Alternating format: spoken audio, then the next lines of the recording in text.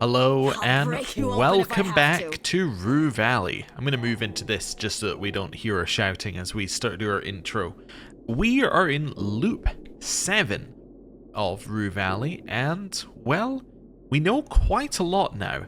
I went through our notes from the previous episode and we have a ton of things that we can follow up on. Not all of them immediately, but a lot of them individually are quite interesting. So, obviously, our main one, which is currently our intention, is that we now know about Uncle Frank, who was the careless driver, and he is somebody who is not repeating. As in, he is not doing the same thing every single day, which is intriguing, because up until this point we'd assumed that everybody was. Now, one thing that we should bring back from earlier is that we originally called this loop 1 and then, so on, and this is now loop 7. However, in the first loop, we said we cannot assume that we are in the first loop. There could have been loops before. It could be that Frank was aware of the loops before, and something that Frank has done has now caused us to now be aware of the loops.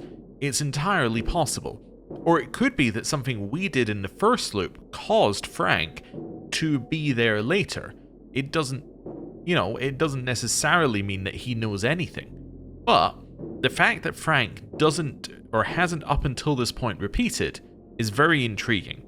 So that's thing number 1, that we need to know about Frank. Thing number 2 is we know quite a lot about Robin now. We know that her father owns this building, the motel, and I guess extra rooms for weird psychology stuff. Her mother owns the bar, which I think is called the Belt, and Frank is a family friend of Robin's. So they seem to be very connected throughout this world. What's also interesting about Robin is that she is the person who can give us access to 2 things. The bike card, which could potentially allow us to access areas that we couldn't otherwise access, and the noise-cancelling headphones. Now, I have no idea what the noise-cancelling headphones could be used for, but it specifically mentioned that she had them. So, that's kind of intriguing. We also know a lot about Jason Burns, so he is the person who is in room 5, I believe. He's also called the Dumper. He may or may not have been a scapegoat for a mining company, which caused a loss of black water to appear in the town, which means that the town's water cannot be drunk. He also had a bloodstained shirt, which Robin has cleaned off by the start of the loop, and he is wanting to be in a meeting and cannot be because of a lack of Wi-Fi. It's all very intriguing stuff. Don't know how it connects to anything, but I don't really know how anything connects to anything. The vending machine vandal. We know that she wants coffee. That's the main thing we know about her. But we also know how to fix the vending machine now, so we should definitely fix it and get a name for the vending machine vandal, otherwise I'm just going to call them the vending machine vandal forever, which is, well, not very nice, I suppose. Gideon Fink, as far as we know, he is still our psychologist, and that's it. There's not really a lot to him, and same with Percy Rugger. We know that he works for ulterior paralegals, but there's not really a lot to him yet.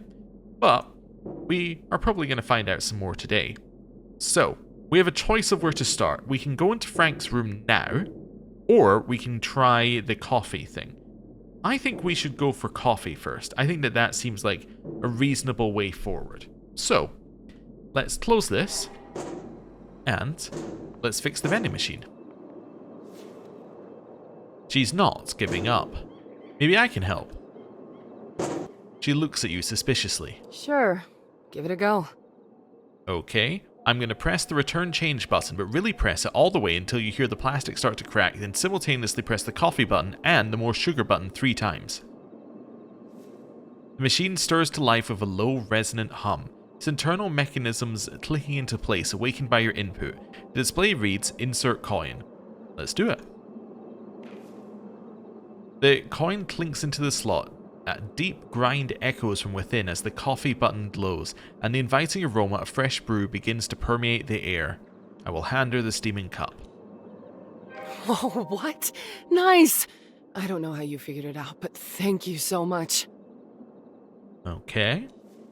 She takes one long sip from the plastic cup and savors the moment. As you don't say anything, she soon interrupts the silence. Here.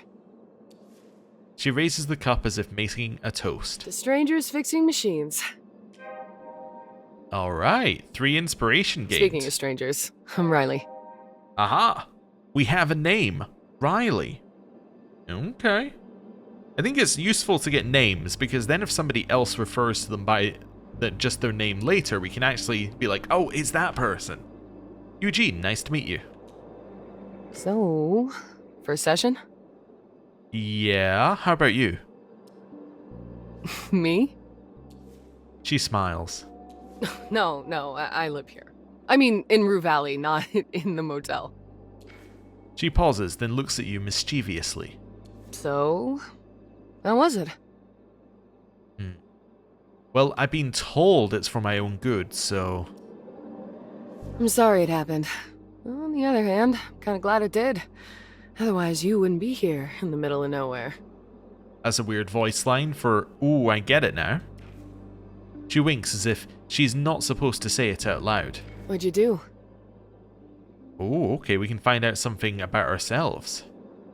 Let's say, I did a stupid thing or two during last New Year's Eve. Oh, boy. She whistles. Well, I hope Dr. Fink helps you figure it out soon. What if I'm beyond help? What if this is my destiny? No one is beyond help. Something can always be done, even if it's a little thing. Not that I have any personal experience with therapy. I only ever go during our mandatory assessments. Mandatory assessments? Oh, what's your job? My brother, though, he used to visit Dr. Fink daily for quite some time. Her brother? Okay, so she has a brother and she has mandatory assessments. That is interesting. Brother plus mandatory.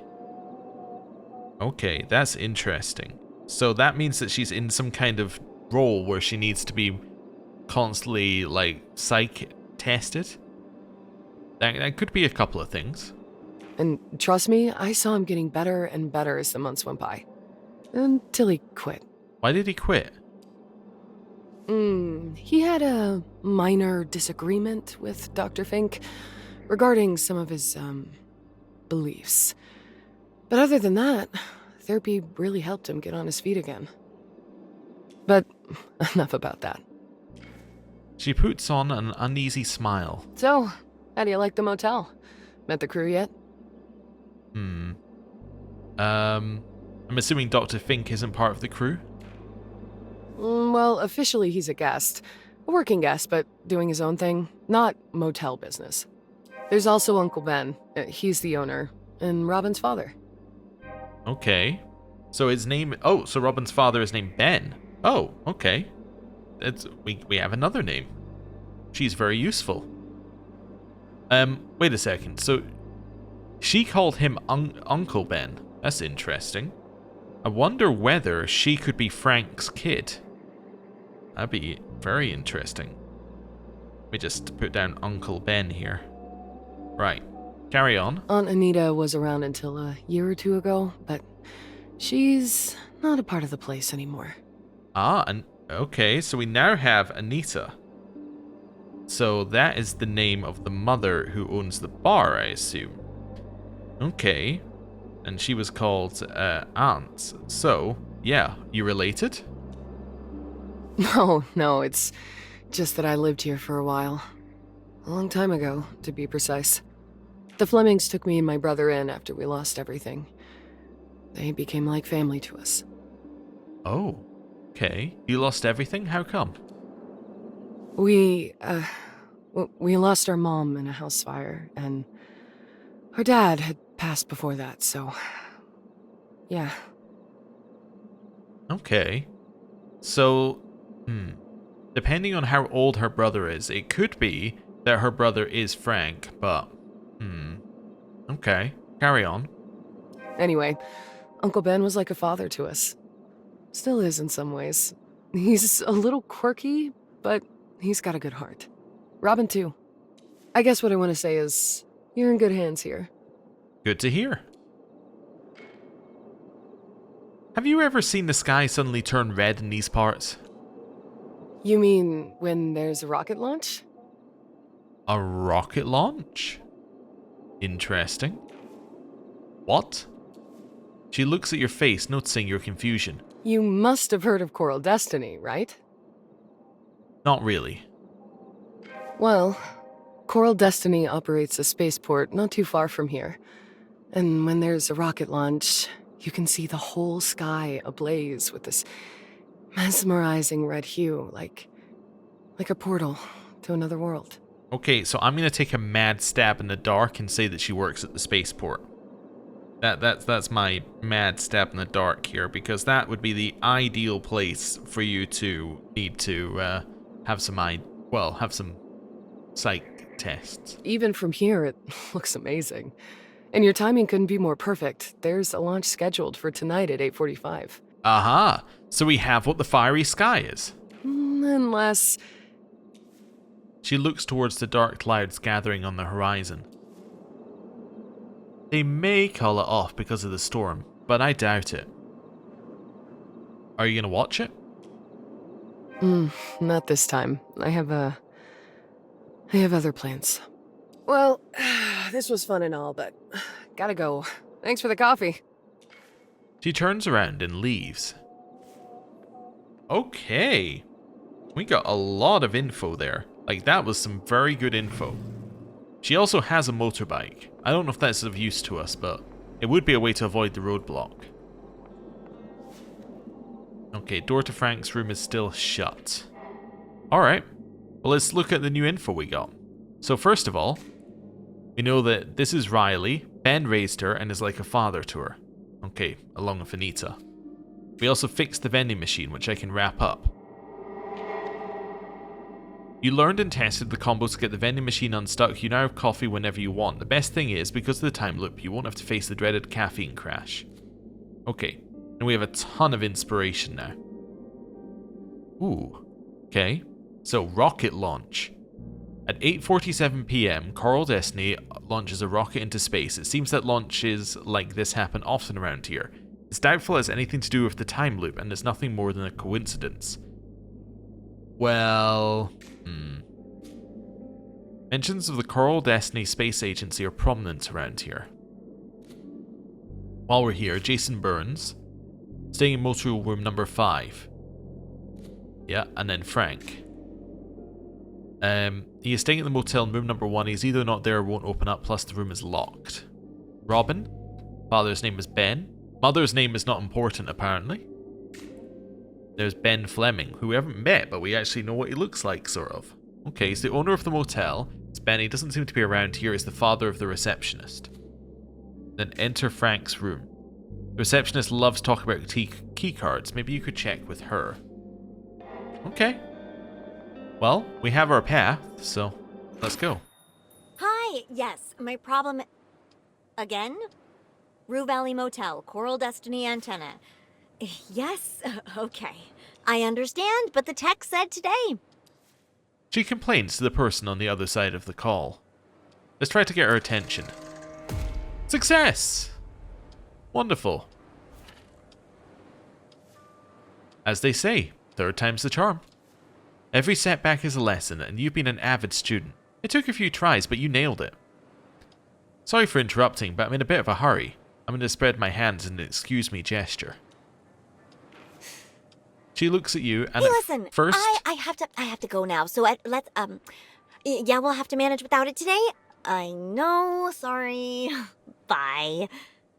She looks at you and at first seemingly ignores your plea, but several moments later you hear her saying...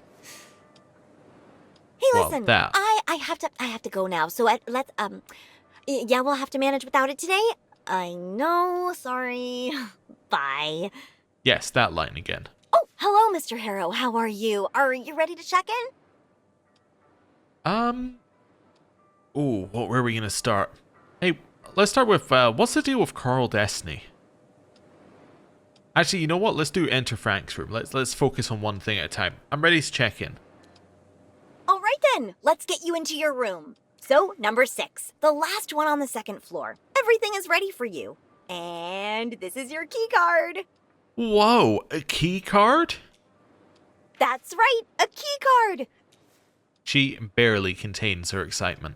You were expecting an old-fashioned key, weren't you? Well, we've decided to modernize for a number of reasons. I would love to hear all of them. I would have never taken you for a locksmithing enthusiast, Mr. Harrow. I'm sure you have some theories, but you'd never guess what our primary reason was. She stops just before the reveal, letting the silence stir your anticipation. The guests just kept on losing their keys. It was exhausting, and my dad didn't like the cost of replacing so many locks. That must have made a positive impact on your budget.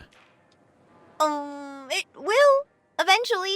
We're still paying for the locks, and will be for a while. Regardless, the new system is still totally worth it. So you've had no issues so far, no malfunctions of any kind? Not once. But even if something happens, we got like a literal tome of a manual. I thumbed through it. It seems to cover all the possibilities. And I know what you're thinking. I hope she didn't leave the manual behind an electronic lock. So, did you? She laughs. Don't you worry a bit. It's safely tucked away in the storage room with the other manuals and warranties and whatnot. The storage room, eh? It might be a good idea to read through that manual. Perhaps it could help you find some way to somehow open Frank's door. Well, you must have spent days researching which model to pick. You have no idea. It was tough, especially since I had to factor in the cost too, because She lowers her voice, almost whispering. the business hasn't been doing well financially lately. Okay, well I think I'm going to, in my notes, make a new section for Ben. So Ben, motel, not doing well. Motel, bankrupt? Let's just go with that. That seems reasonable. Right. Next. But we got here in the end. Now our keys are just pieces of programmable plastic, and we already saved some money this way. So one key card could be reprogrammed to act as another card. Sure they can, if you have the right equipment, that is, which I don't. Whenever I need a new key, I have to take a card to a company in Bothwood. They take care of it in minutes and get me the card back. Well, shit. Bothwood is an hour's drive away. This makes my life so much easier. No more stressing about whether to change the lock or risk that lost key falling into the wrong hands. How great is that? But what happens if there's an emergency right now? Oh, well, that's easy. I have a master key card that can open any lock. Oh, So when I'm cleaning before a guest arrives, or if there's an emergency, I can open the door no problemo. aha, a master key card. Perhaps you could find out where she keeps it. So, if you don't have any more questions, Mr. Harrow, here, I'll just need your signature. Okay. Thank you. I'm here if you need anything. Enjoy your stay. Well, thank you. You've been very helpful. Right, so we now have a lot of info. So she has the master key card. I guess I can add that to things that Robin has. Robin apparently just has anything we'll need. So master key card. It's just a matter of convincing her to give us them. Okay, that's fine. What else have we got here? Frank's room. We have a ton of info, but we already know what it is. Let's head into here first. We could probably get more info out of her, but we want to maximize today. Okay, so search the boxes labeled documentation for the lock's manual. It holds several unmarked ring binders, forgotten and carelessly stashed away. They're overflowing with papers. Also documents of various sizes, some haphazardly shoved into plastic file folders, or simply piled on top of one another next to the binders. Let's check the binders. The binders are old and caked with dust. They contain various documents from various moments in the motel's history. Invoices, contracts, and similar files are just crammed into them, without any apparent organizational system. This is not what you are looking for. Alright, documents.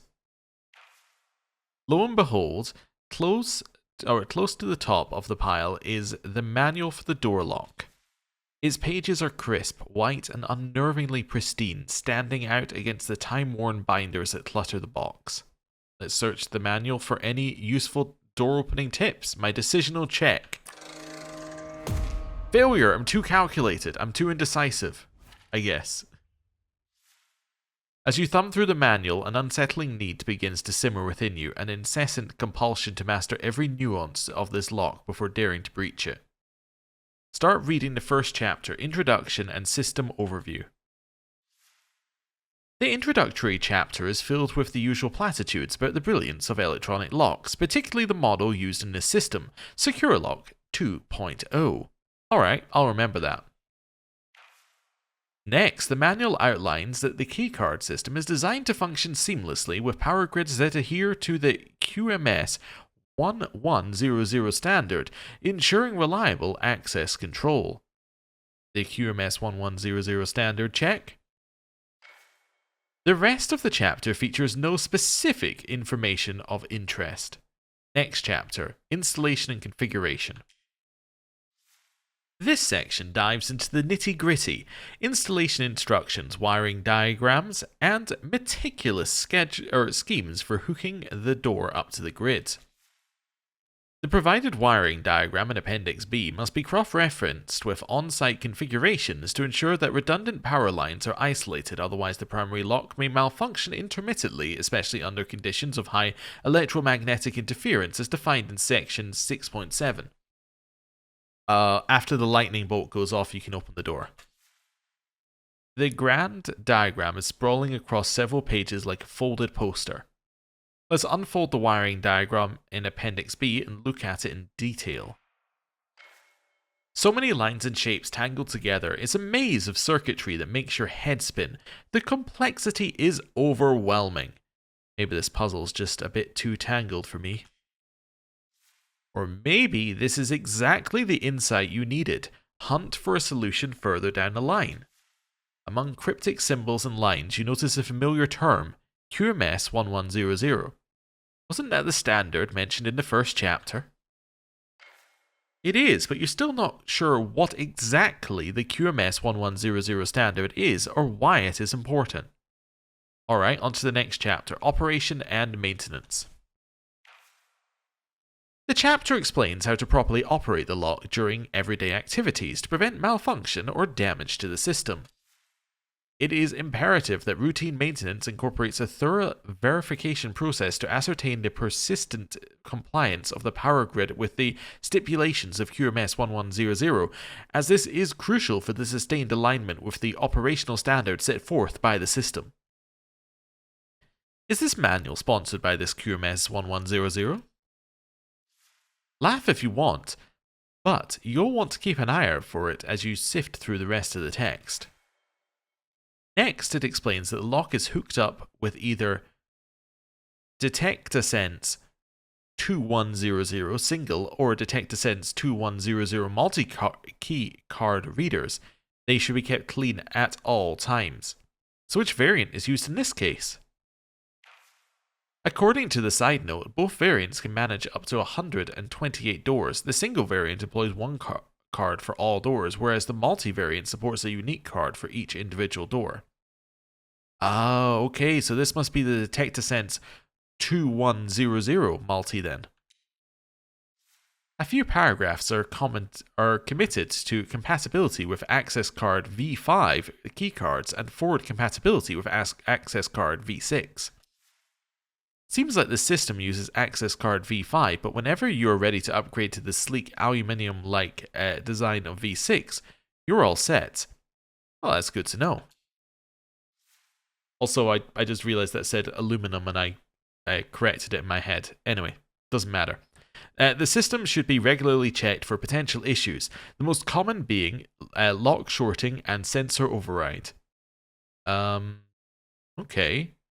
Well, let's search the manual for an explanation of lock shortening. The explanation drones on. Lock shortening is rare if you've got a QMS-compliant grid. It doesn't bother to explain what lock shorting is. It's tossed around like common knowledge among locksmiths, something you're supposed to just get. Sensor override?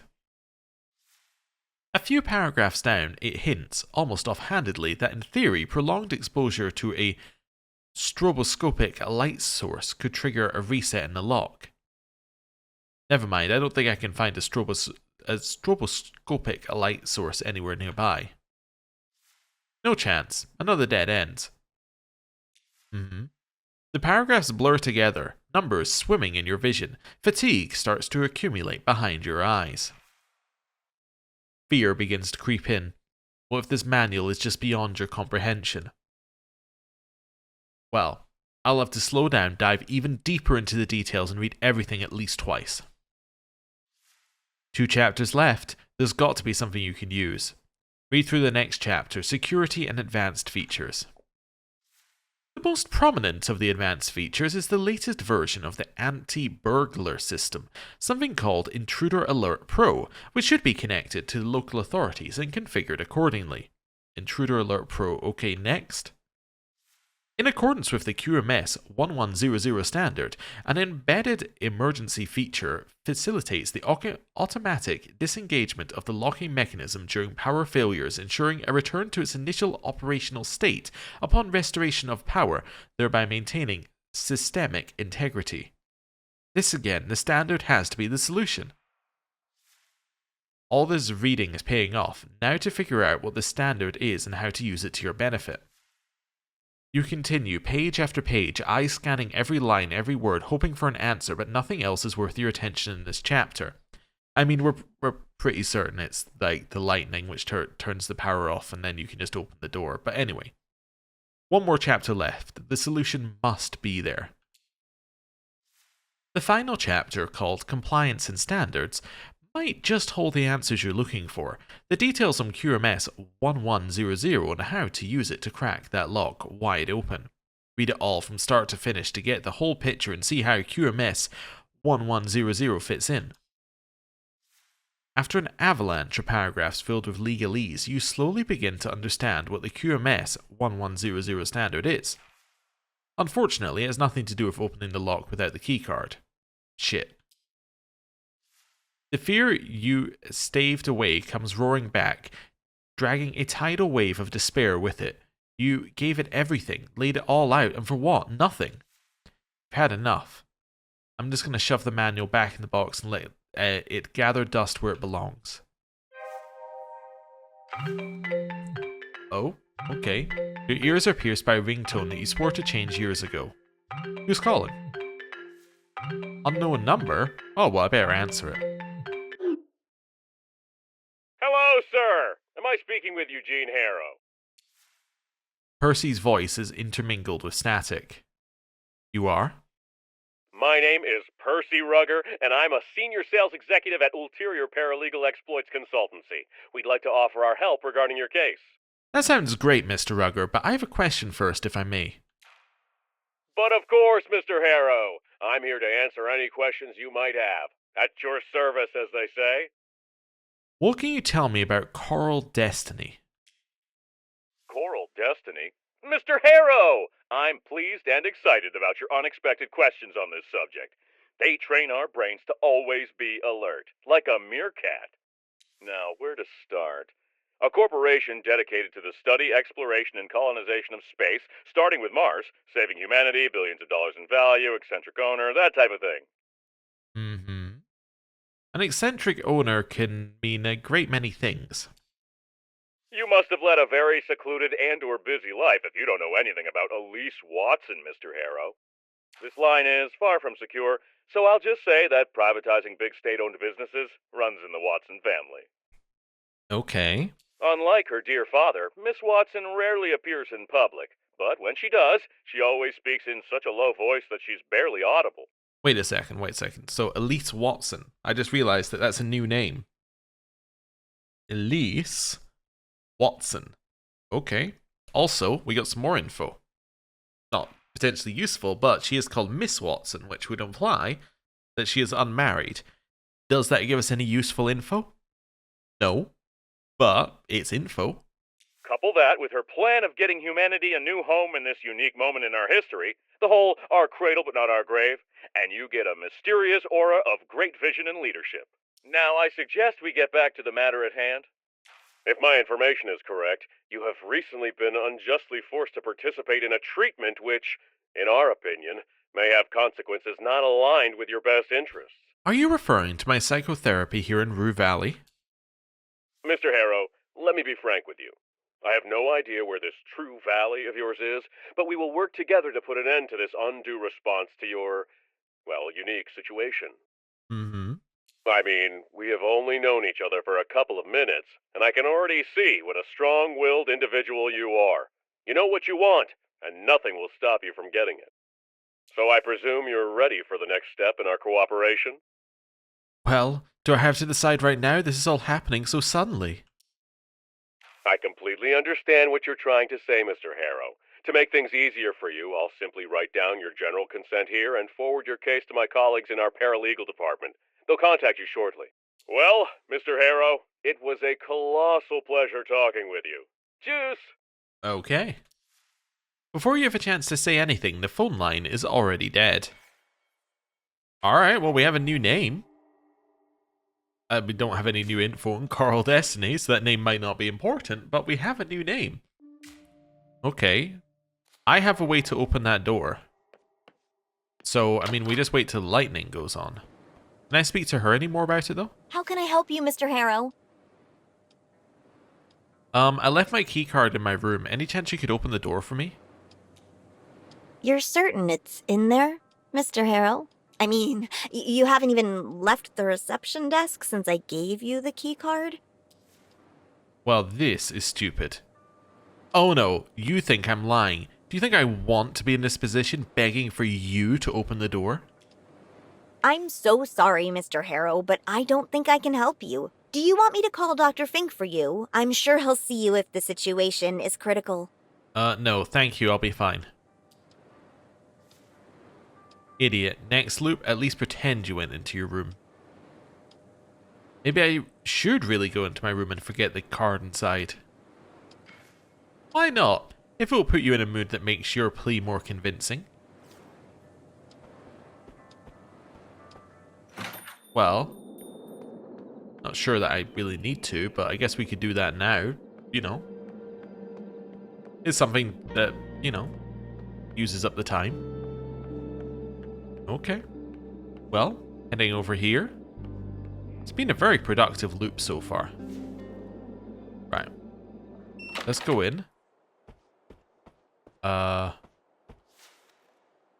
the suitcase away. I'm just trying to see if there's a way to leave the key card in here. There doesn't appear to be an obvious way. But you know what? I can just leave again. Oh wait, maybe I can maybe I can do something with the key card here. Wait, maybe I need to go a little bit further in. Nope, okay. Just trying to see if there was a way of dropping it or something, but no. Okay. Well, now I've been to my room, now I can do it. Alright, over here. There we go. Also, why is the no vacancy sign lit if there is only 2 people staying here? That's interesting, right? Because there's only us 2 staying here, and then Frank in room 1. So, why does it say no vacancy? How can I help you, Mr. Harrow? Okay, well, I guess we'll work on some stuff. What's the deal with Coral Destiny? What do you mean? Why did the company come here out of all places? Oh, it has something to do with latitudes and longitudes and being closer to space? A scientist from Destiny gave me a lecture on this at a town hall, but I wasn't that desperate. Whatever the case, it did make a difference. Their employees began moving in, new businesses opened, and overnight, Bothwoods is a vibrant place again. I mean, they mostly stick to themselves. Their kids don't go to our schools, but man, it is nice to see some new faces. Do you know any of them personally? I've met some of them, yeah, but I wouldn't say we're friends or anything like that. Far from it. I guess they consider us backward yokels or backwater yokels or something. Do they employ locals? Sure, mostly low-paid work though, support, logistics, maintenance, stuff like that. Still, the newcomers have to spend their money too, so a lot of New stores, bars, and restaurants have opened. Then there are the space tourists. They are the worst, pestering everyone with questions like we're all part of some space theme park. My mom even opened a bar that caters exclusively to them. Oh, apparently because I'm nosy I can't continue just listening, I have to interrupt. What's the name of the place? It's called The Belt. The Jupiter Belt. Okay, she rolls her eyes. Thanks, I hate it. Ah, so we have an increased name, so it's not just the belt, it's the Jupiter Belt. What would you have named it? I don't know. Takeoff Tavern? How about you? Ooh. I would have called it the Big Bang Bar, because that's fun to say. Exactly. So what kind of projects are Coral Destiny working on? No idea. I don't care, like at all. About all of that space stuff. I know it's exciting to a lot of people, but it's just all boring orbital mechanics. This and traversal speeds, that to me. What I do know is that they plan to build a mine, I guess, on Mars, but only because all of their workers won't stop talking about it. It's like the most important thing in the world. More important than global crop failure. Don't we have plenty of mines here on Earth? More than we need, but I guess they want to exploit Mars for rare Earth metals? Dunno, whatever it is. They sure sacrificed many rockets trying to get there, so it must be very profitable. You know, the fields across the valley are littered with debris from the rocket tests. We used to play a game as kids, betting on which rocket would explode above the valley and which would shoot into space. Man, I was so good at that, I guessed almost every single one that exploded. Don't know how, I would just get this warm feeling in my belly and kind of know that it would shatter into a fireball. Something else I can do for you? She quickly taps her phone and blue light washes across her face. Okay, so we didn't really learn a ton. I guess we learned that they're doing mining, which connects them, I guess, inherently to Jason Burns, who was involved with mining. Anyway, I need to talk to Ben. He is the manager of this place, right? There's a hint of panic in her voice. He is, but why would you want to talk to my dad, Mr. Harrow? Ooh, okay. 6 is a very unlucky number for me. I want to change rooms. I'm sorry to hear that, Mr. Harrow. Personally, 13 is my unlucky number, and I wouldn't want to stay in that room, but... The trouble is, he's not even here. Harrow, Harrow, you never make anything easy, do you? Oh, Mr. Harrow, don't be so sad. I'll send you Dad's phone number, and I'm sure you'll be able to work something out. There. Oh, okay, so now I have his phone number, which is cool. So I guess I've got that permanently now, right? There's no reason to re-get his phone number. Huh. Interesting. So that's something permanent we got. Hey, quick question about your Wi-Fi. Right. Oh, Mr. Harrow, I'm so sorry. We're actually having a tiny bit of trouble with that right now, but I can assure you we're working on it. What about your staff network? Any chance I could get the password for it? Sure, but it won't do you much good. That one is also down for the moment. I still like to have it if you don't mind. Okay, we'll make an exception since this is a rather special case. It's RV staff 1234567 Once again, we're terribly sorry for any inconvenience. RV staff 1234567 Yeah, Dad's got a habit of forgetting things. We just went with the simple route. And we only have 8 rooms, so it's kind of clever if you think about it. Sure, thanks. Alright. Well, we got some info there, I guess. That's kind of cool. So have we found... Oh, we just got his phone number here. Alright. I can now phone him if I need anything. Well, I'm going to go outside. Now, do I remember when the lightning strikes? Absolutely not, no. But... Let's enter the staff network password. Success! It connects without protest, but once again, nothing. You're in, technically, but the internet rings hollow. Another signal wrapped in false promise. Interesting. But apparently I can't call Mr. Harrow. Huh. Because I don't have a reason to, I guess? Can't do anything with the door. I'm sure when lightning strikes we can do something with the door. Alright. I don't really want to play another one of those games. What if I... Trying to think of how we can use time. Well, I guess I could play one of these games. Until the thunder strikes. The game starts and already familiar antagonists appear to wreak havoc on your pile of boxes. Squish them all. Right. I'm gonna go for the door when the lightning or when the thunder strikes. Although it should be lightning strikes. But anyway, let's not worry about that. Enough of this for now. Time after time, you can't stop to admire how extraordinary it is to feel the accumulation of electricity charge around you. You know the exact moment of such a natural phenomenon. Quickly do something else before it strikes.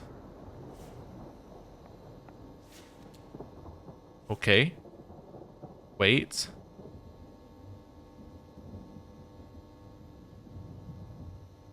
Wait.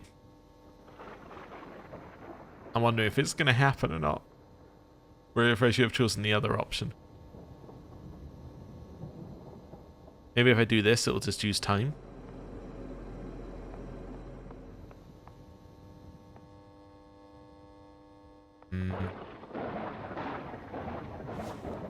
Nope.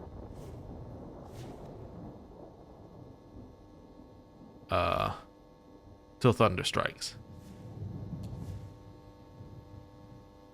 Let the thunder strike.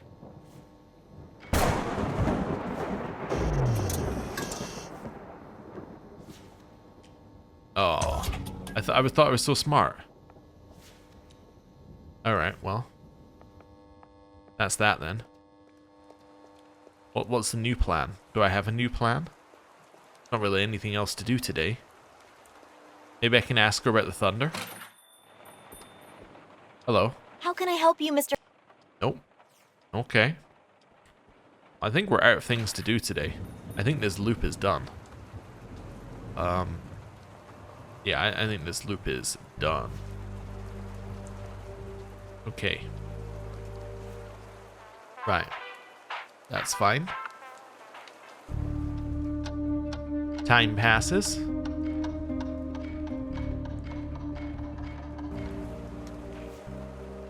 Enough of this for now.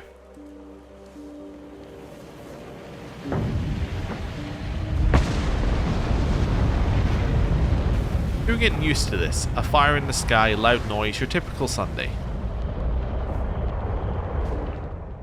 So now, we're in loop... Well, actually, we're not quite in loop 8, but we're about to be there. Although, we can now do the checkout. You tried to leave this damn motel and all that therapy nonsense behind, but everything kept falling apart. But now we have enough to recall this. Okay. Let's hold to wake up. I'm assuming that's what I want to do.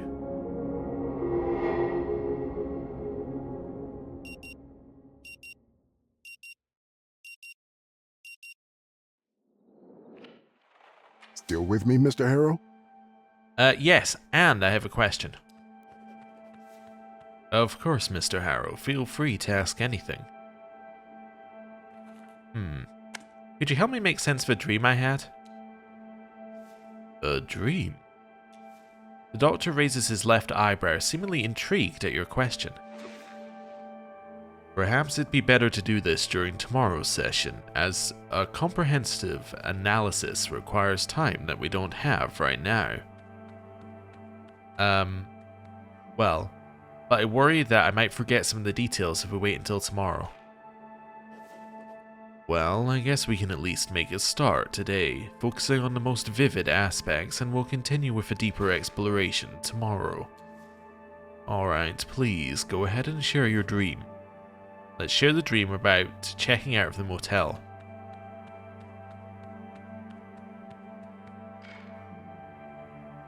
And that's when I woke up, very thirsty.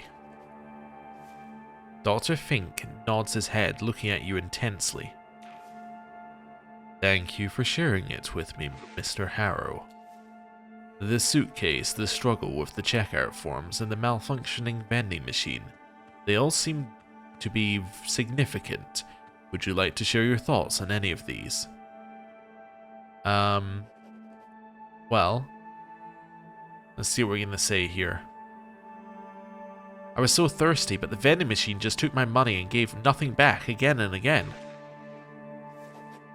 How did it feel to be promised relief of a basic need and then consistently denied it? It was maddening, like the machine was taunting me. And yet, your response was to insert another coin, and then another. What were you hoping would change? What else was I supposed to do? It was the only machine there. So you continued the same action with the same tool, expecting a different result. Why not stop? Why not walk away and find water somewhere else? It was the only option available. Seems like you'd rather exhaust yourself in a battle you know you're losing than disengage and admit the strategy is flawed. You became so focused on getting what you deserved that your real goal to quench your thirst was completely forgotten. This is a dangerous kind of denial, Mr. Harrow, because it masquerades as perseverance.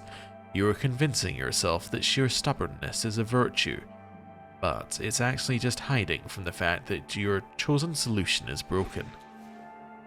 Now let's touch upon other elements of your dream. The checkout form was impossible to fill out. The more I tried, the more ink consumed everything. What do you think the form represents in the process of leaving? Well, what do we think it represents? Proof that I was here, that I'm done? Or it's just a formality? Let's continue our denial thing. It's just a formality. And the ink, what does it mean that it spread and ruined your writing? And let's again go for something like sabotage or manipulation or taunting, like that line. It felt like something was sabotaging me. So naturally, you snatched another form and started over, but even on the new form, the ink seeped through. What does that tell you? That it's hopeless, the system is broken. But nevertheless, you continued, writing on a form that was already ruined. Why not just leave it? I had to, it's the rules. You can't just leave. You felt compelled to complete a process that was, by that point, utterly meaningless. You wrote in black on black, a perfect metaphor for an empty gesture. What I hear is a man who needs to be able to tell himself, I did everything I was supposed to do, even when your actions had no effect. The performance of the task itself was crucial. It allows you to place the blame on the broken system rather than on the fact that you may need to change your approach. But let's move on to another symbol for now. The suitcase was supposed to be simple, just my things, but it felt alive. What does it mean for a suitcase to feel alive? It jerked, like something was trying to get out. And when it opened, your belongings had become snakes. What does that transformation suggest to you? My things were gone and replaced by something else. And your first instinct was to slam the lid shut, to contain it. Why not just leave it there? Well, let's say they looked dangerous. I couldn't let them loose. It was our only choice. And you brought this dangerous suitcase with you, no less. That's a powerful sense of responsibility, not just for your own safety, but to prevent the danger from spreading. He's not buying it. I'm going to say nothing. That's our story and we're sticking to it. Mr. Harrow, there is no shame in your reaction. You responded instinctively to a perceived threat in a way that felt most natural to you. Containment is a familiar strategy, but when we consistently choose to bury our problems rather than face them, we are merely postponing a confrontation. The doctor's gaze pierces through your soul. Now, let us consider the dream as a whole.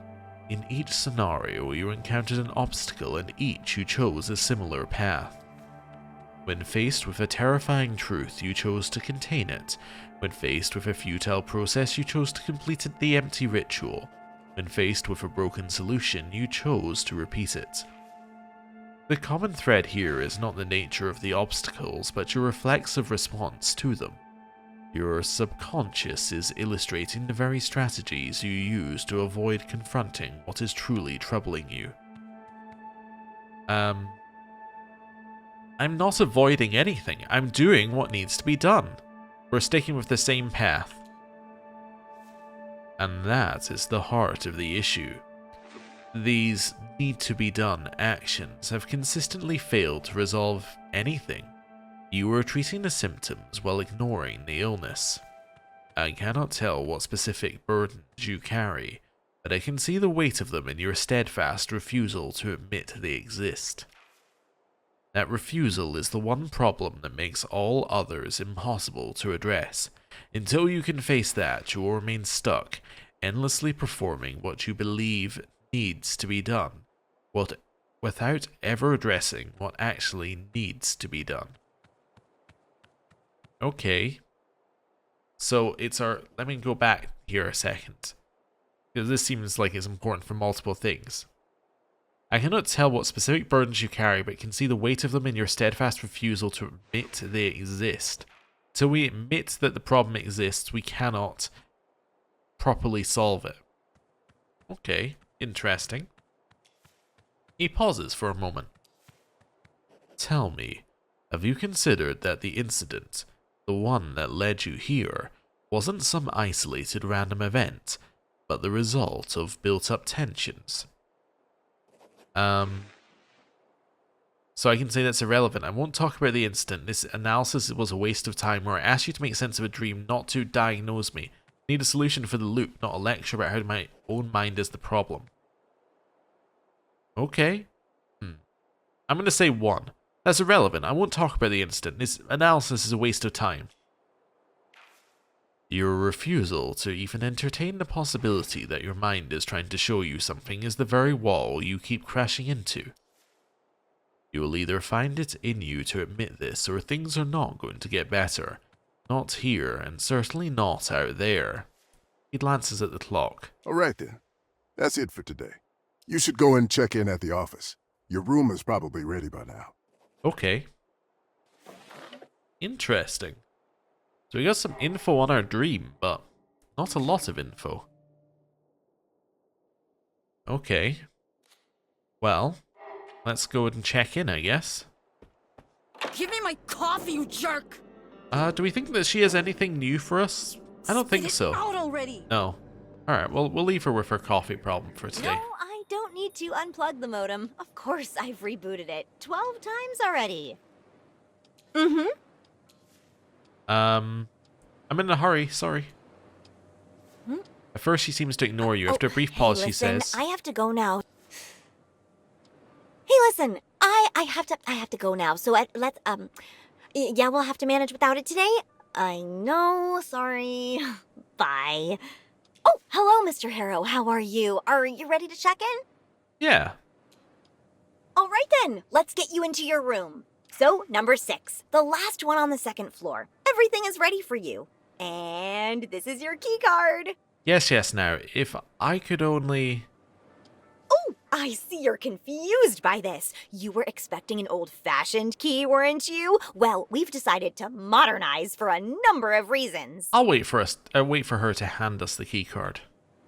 Actually, one reason, to be perfectly honest, the guest just kept on losing their keys. It was exhausting, and my dad didn't like the cost of replacing so many locks. So yes, we decided to use electronic key cards. Cost us a lot to implement, but now when a guest loses their key, we only need to replace a piece of programmable plastic. How great is that? It makes my life so much easier. Uh-huh. So, here's your keycard, and I'll need your signature here. She puts the document on the counter. I'll sign it. Thank you. I'm here if you need anything. Enjoy your stay. Okay. Leave. Come on, you thief! Alright, now wait for a minute or two and then go back and tell her you left the key inside the room. Let's wait for a while. Okay. How can I help you, Mr. Harrow? I left my key card in my room. Any chance you could open the door for me? No worries, Mr. Harrow. That happens all the time. Good thing I have my master key card here with me. It opens every door in the motel. How great is that? She opens the drawer. Is that where she keeps it? And then she freezes as if she just remembered something, her face becoming a mask of intense concentration. Let me just check something real quick. She closes the drawer and puts her hand in her back pocket, then looks at you again. Sorry for waiting, but I'll need to confirm something. Out comes her phone, fingers flying across the screen with practiced ease. It vanishes back into her pocket just as quickly. Did she give us the master key card? Confirmation should come in a minute. Her breath comes in quick, shallow bursts as she rummages through the shelves. A loud ping fills the room, a new message. She pulls out her phone again, glances at the screen, then sighs deeply before tucking it away. Listen, I'm really sorry, but we'll have to wait for my father to return. Okay, and when will that be? As soon as the roadblock is gone, that is, around 9, he'll be here. Until then, just have a seat and relax. Around 9? The time loop will reset by then. You have to find some way to locate this master key card. Let's do it. Too extroverted. Easy. Apply direct pressure and she will yield. Explain to me why we have to wait for your father. Well, we have to wait for him because I'm expecting a super important call and I don't know when it's coming, but it's crucial. Okay then, give me the master key card so I can open the door. That's right, you don't really need her, you just need the master key card. Oh, I'm sorry, but I'm not allowed to give the master key card to anyone who doesn't work here. Alright, let's try this. Please? Mr. Harrow, no! Now, is there anything else I can do for you while we wait? This is hopeless. You tried with the manual, you tried with the receptionist, it's just not enough. Alright, interesting. I'm not gonna give up. No. No. You can tell me to give up, but I'm not going to give up. There's a way into that room, and I will not give up. What are my other options right now? Well, you know, there is something we haven't done yet, at all, and this is a good time to do it, because we have nothing else that we're doing. Let's head down here. I'm assuming I can't call her father. No. Okay, let's get in our car and let's just drive. Drive north.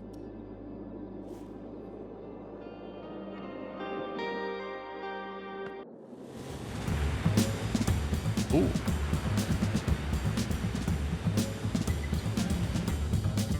I just want to see if there's a new location or something.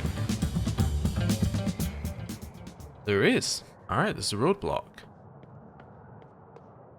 Okay. With an hour timer on it? That's interesting. There's a pipeline here. Let's run down here. Looks like there could be something down this way if we can get there. Alright. Maybe.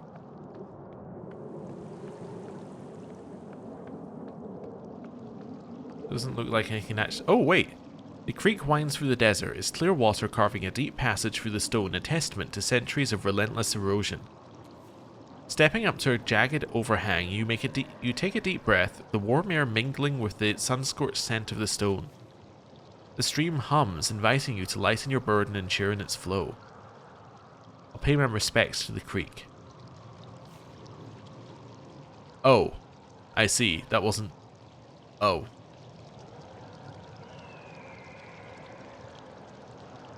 Oh, I see. I shared my burden with Rue Valley's waters, apparently. You offer a fleeting tribute to the current, a warm trace of yourself to be carried downstream, mingling with the wild, vanishing as swiftly as it came.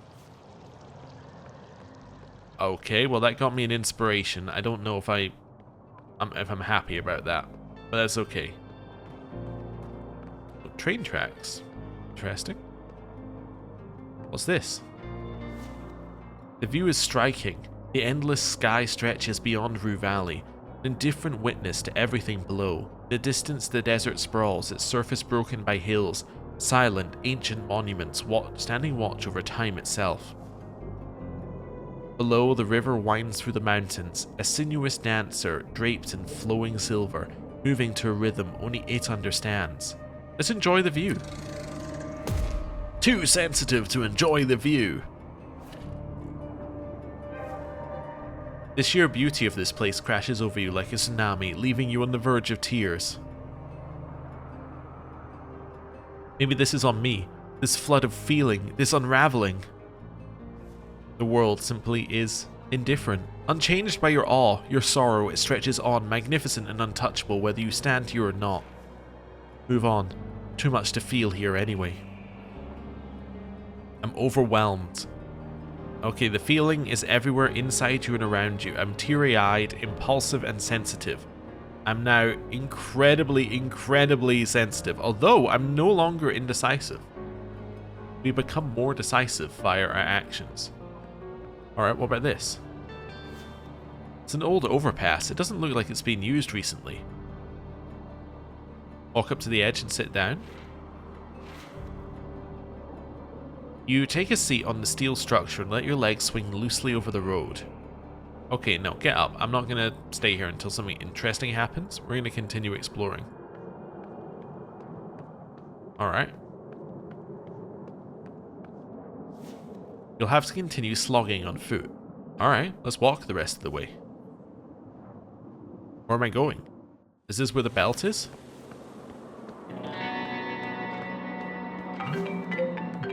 Your ears are pierced by a ringtone you swore to change years ago. Who's calling? The screen simply reads unknown number. You feel betrayed by your own phone masking the identity of the mysterious caller. Alright, I'll answer it. Hello, sir. Am I speaking with Eugene Harrow?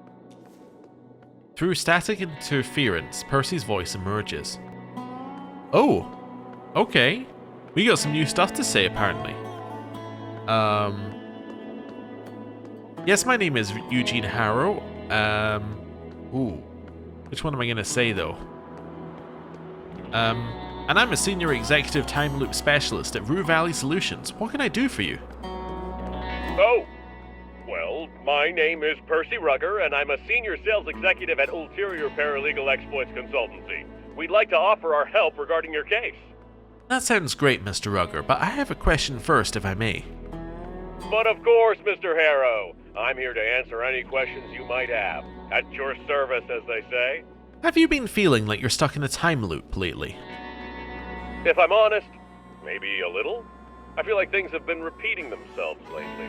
Could you be more specific? Well, the last hour seems to last forever. The endless waiting for customers to answer the phone, the exhausting exchanges with each of them about their misfortune and how I can help them. Don't get me wrong, I love talking with you, Mr. Harrow. Your positive attitude towards me and my offer, coupled with your sincerity, really made my day. You're a light in the darkness. Thank you. No, thank you. No, thank you. No, I insist. Thank you. Back to your question, Mr. Harrow. Well, yes, I do feel like I'm stuck in a loop, but that's part of the job. Every day seems repetitive, but you make little progress every day. Step by step, you create and recreate yourself. That's what I signed up for when I started. Now that that's settled, where were we? Yes. If my information is correct, you have recently been unjustly forced to participate in a treatment which, in our opinion, may have consequences not aligned with your best interests. Are you referring to my psychotherapy here in Rue Valley? Mr. Harrow, let me be frank with you. I have no idea where this true valley of yours is, but we will work together to put an end to this undue response to your well, unique situation. I mean, we have only known each other for a couple of minutes, and I can already see what a strong-willed individual you are. You know what you want, and nothing will stop you from getting it. So I presume you're ready for the next step in our cooperation? Well, because I'm not indecisive right now. Alright. Now that's what I like to hear. Eugene, Mr. Harrow, you truly are a man of action. I'll write down your general consent here and forward your case to my colleagues in our paralegal department. They'll contact you shortly. Well, Mr. Harrow, it was a colossal pleasure talking with you. Juice! Juice. Before you have a chance to say anything, the phone line is already dead. Alright, well. I'm willing to wait.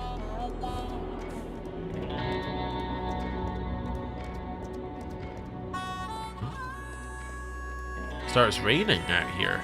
Interesting. Well, I mean, it starts raining in the other place as well. Oh? Wait a second, did we arrive somewhere? We did. At 8:32, and we're soaked. You're drenched to the marrow, water drips from your clothes, forming puddles at your feet. I'm even less calculated than I normally am. Drowned rat vibes. Okay. So, before I do anything else, I'm just going to write a new thing. I'm running out of space on my piece of paper. So we know that north leads to two things. It leads to roadblock. Okay, roadblock. And then whatever this is. So let's try and find out what this is. Okay, is it the bar? I kind of assumed it was going to be the bar, or that's in the other direction. One or the other. There's a road that goes up here, interestingly. A flower? Okay, before we do though. Car? Whose car is this? Like a snowflake resting on scorched earth, the car sticks out from the cracked asphalt of Rue Valley. Inspect it. It's either brand new or kept extremely neat. Inside you see how everything is in its place. Handbrake pulled, gear shift in neutral, steering wheel perfectly straight, keys in the ignition. Wait a minute. Keys in the ignition? Does that mean the car is unlocked? Only one way to find out. Open the door. You grab the door handle and the softest click informs you the door is open. But come on, you're not going to steal someone's car, or are you? Of course not. Okay, unlocked fancy sports car there. A flower? One had to wonder how this flower ended up in such a forsaken stretch of concrete. What seed decided this was the perfect spot to take root, sprout, and bloom? Also, I guess I'm going to write sports car for where this is. Sports car. There we go. It must be witnessing an act of evolution. Looks that way. The plants in their infinite grit have started siphoning nutrients from concrete. There's no shortage of the stuff wherever humans stomp around that grey crust follows. Either that or a stray gust of wind slipped just enough dirt into the tiny crack to give it some life, which you'd find more believable. Mutated flower. Seems you're aching for something new, grasping at the idea that even nature's mutating just to keep pace. Desperation does strange things to the mind, doesn't it? You have to admit, it's incredible that a flower sprouted from concrete. Who knew such a small thing could teach such a large lesson? I used one of my minutes. No. Oh, it leads to the bar. Okay. So this leads to the bar. However, we arrived here with 4 minutes to spare, which means that if we're going to the bar currently, we need another way to get here. Now, I already know what that other way is. I can work it out. It's either the motorcycle or the bicycle, right? Obviously, those ways would get us here. I just want to see if that led us anywhere. There's nothing up there. Okay, well, cool. Let's head up this way then. Let's go into the bar. Okay. We're getting somewhere, though. We are finding out new things. And a new location gives us a ton of possibilities, because we pretty much explored the first location as far as we can. Right. Oh, wait a second. Where does this take us? The way leads down to the desert. You see some farmer ranch there in the distance. Let's stay. I don't think I have time. That's interesting. So there's a way from here to a farm or ranch. So let's just say farm, right? Okay. Some oil barrels there at front. Okay, let's go in. To the Jupiter belt. Wow, there's a lot here. Where do I even start? I guess I just speak to people? Like maybe you? Those protein shakes are starting to cause permanent damage, Travis. You can't seriously suggest that I just let her do whatever. Hey, just trying to help and give you a different angle.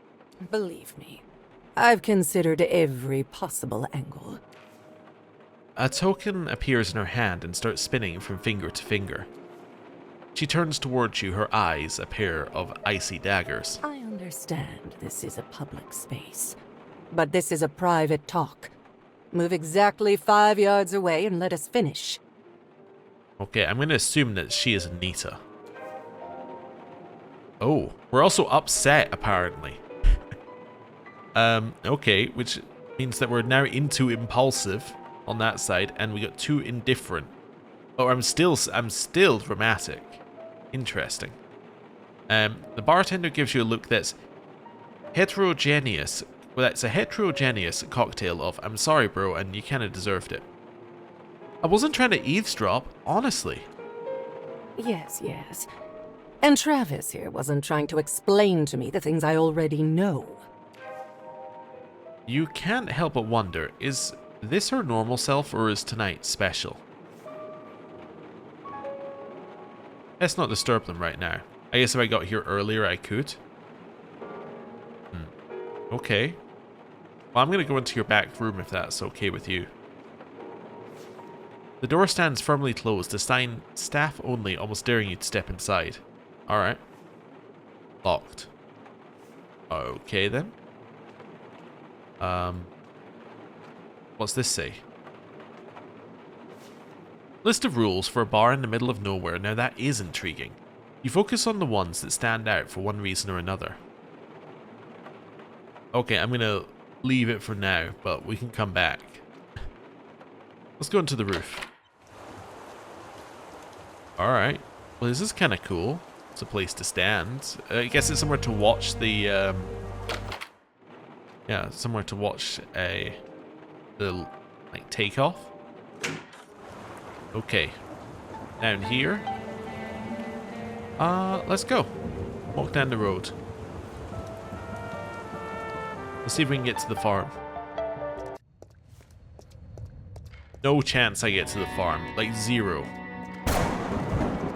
Zero chance I get to this farm. It just isn't happening.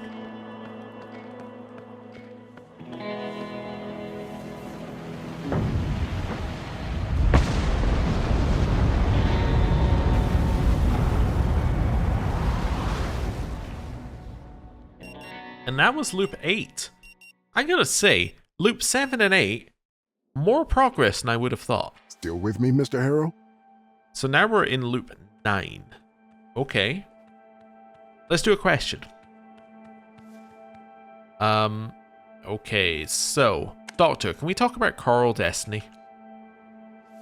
His eyebrows lurch upward in an already too familiar gesture. The Doctor must be confused by your sudden interest in the corporation, or is unwittingly expressing his discomfort. Of course we can, Mr. Harrow. Though it took me by surprise. Your interest is perfectly natural and understandable, seeing as their star base is one right here in Rue Valley. As part of my full disclosure policy, I have to tell you I've worked there for a number of years, but can't talk much about my work or my time there courtesy of a folder full of NDAs I had to sign. So, with that limitation established, what do you want to know? Alright, because I'm nosy, you can't tell me about any rumors from your time there? I'm afraid not, Mr. Harrow. The NDAs I've signed are comprehensive and enforced by the entirety of Coral Destiny's legal machinery. That's all I can or will say on the matter. Come on, Doctor, there's only the two of us here, and I won't tell a soul. I'm sorry, Mr. Harrow. The documents I've signed are prohibitive. Please do not push me more on the matter. As I've said, I want our session to be a safe space for both of us. Okay. So how far away from here is Starbase 1? About an hour or so if you're a particularly fast driver. Hour and a half if you take the company's shuttle. What exactly are they working on there? On many different things, from new rocket propulsion systems to water shielding and decontamination, regenerative agriculture and soil enrichment, effects of limited living space. But all of this is publicly available information. I can't tell you anything that you couldn't have found out yourself, you see. Anything else? Well, no, that's all. All right then. That's it for today. You should go and check in at the office. Your room is probably ready by now. Okay. And with that, I'm going to end the episode there. Thank you very much for watching. Next time, well, I have absolutely no idea where we're going next time, but we have a lot of different leads, so we'll see where they lead us. Right, thank you for watching. See you next time. Goodbye.